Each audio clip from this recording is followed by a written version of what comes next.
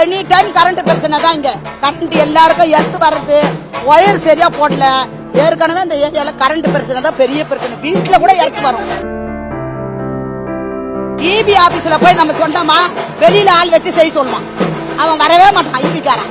EB ஆபீஸ்ல நாங்க போய் லெட்டர் பேட் நிறைய கொடுத்தாச்சு. அது இந்த மாதிரி தான் சாக்கு.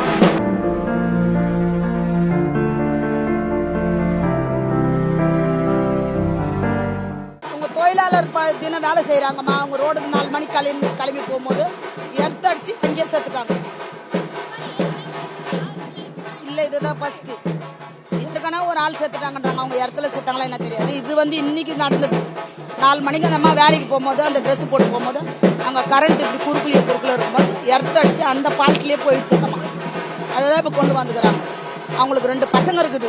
ஒரு பொண்ணு 12 வயசு பொண்ணு இருக்குது, பையன் 7 வயசு பையன், 9 வயசு பையன்காரன். அவங்களுக்கு தான் இப்ப என்ன பாதுகாப்பு பண்ணுவாங்களோ தெரியாது. இவ்வளவு சின்ன வயசுலயே இவ்வளவு இது ஆயிடுச்சு. அவங்க அந்த தொழில் வேலை செய்யறது தான் கஷ்டம். அவங்க வீட்டுக்காரால வேலைக்கு போக முடியாது. சொரியாஸ் அவருக்கு. அவர் வீட்லயே தான் இருப்பாரு. இந்த அம்மா தான் சம்பாதிச்சு சாப்பாடு போடுறாங்க. ஆமா, எனி டைம் கரண்ட் பிரச்சனை தான். இங்க கரண்ட் எல்லாருக்கும் எர்த்து வர்றது, ஒயர் சரியா போடல. ஏற்கனவே இந்த ஏரியால கரண்ட் பிரச்சனை தான் பெரிய பிரச்சனை. வீட்டுல கூட எர்த்து வரும்.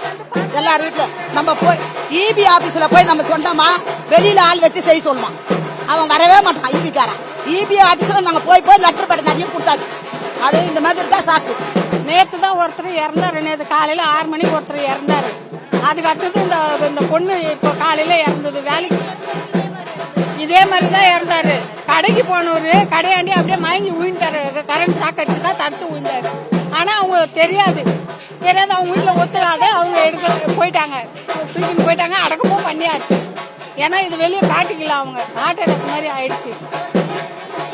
ஆமா, இதே ஏரியா தான். கார்த்திக்னு அவர் பேரு. வயசால சின்ன வயசு. அவங்களுக்கு 2 பசங்க, ஒரு பொண்ணு ஒரு பையன் இருக்கு. அவங்க இது வெளியே காட்டுக்கல. அவ்வளவுதான்.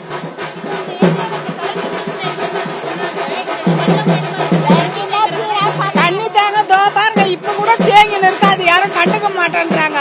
இது ஸ்டெப் எடுக்க மாட்டேங்க. ஸ்டெப் எடுத்தாதான் இதெல்லாம் ஒரு நடவடிக்கை வந்தாதான் ஊர் மக்கள் நல்லா இருக்க முடியும்.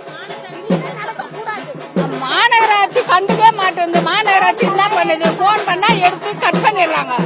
வரவும் மாட்டேன்றாங்க. அதை ஸ்டெப் எடுத்து பண்ணாதானே. இது காலையில இருந்து நேத்துல இருந்து 2 பாடி போயிடுச்சு. இன்னும் ஸ்டெப் எடுக்க மாட்டாங்க. கரண்ட் இப்ப ஆன் பண்ணாங்கன்னா கரண்ட் ஒயரும் எரியும். அந்த இடத்துல யாரு ஷாக் அடிக்கும்னு தெரியாது. இன்னும் 10,000 குறுக்கு தெருவுல 12,085ல அந்த லைன்ல இன்னும் தண்ணி தேங்குது. என்னங்க சார், இது எத்தனையோ வாட்டி தண்ணி தேங்குது. இது ஃபர்ஸ்ட் கிடையாது. தண்ணி தேங்கின்னு தான் இருக்கு. ஆனா ஃபர்ஸ்ட் கிடையாது. இது நாங்க வந்தனால தேங்குது தண்ணி. நாங்க வந்தனால தேங்குது. 15 வருஷம் ஆகுது நாங்க அது வரைக்கும் தேங்கின்னு தான் இருக்குது. யாரும் நடவடிக்கை எடுக்க மாட்டேங்கிறாங்க.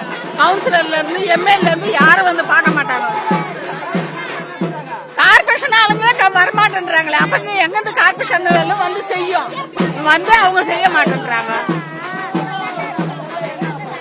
எங்க கோரிக்கை என்னன்னா, கண்ணகி நகர் தண்ணி தேங்க கூடாது. கரண்ட் எங்களுக்கு பாதுகாப்பு வேணும். மக்களுக்கு பாதுகாப்பு. குழந்தைங்க எல்லாம் சின்ன சின்ன குழந்தைங்க இருக்கு. குழந்தைங்களுக்கு பாதுகாப்பு வேணும். எதுவுமே பாதுகாப்பே கிடையாது. செவுத்துல கை வச்சா எர்த்து அடிக்குது. அது எதுவுமே கண்டுக்க மாட்டேன்றாங்க. வாடகை கட்டு, கரண்ட் பில்லு கட்டுன்றாங்க. எதுவுமே ஸ்டெப் எடுக்க மாட்டேன்றாங்க.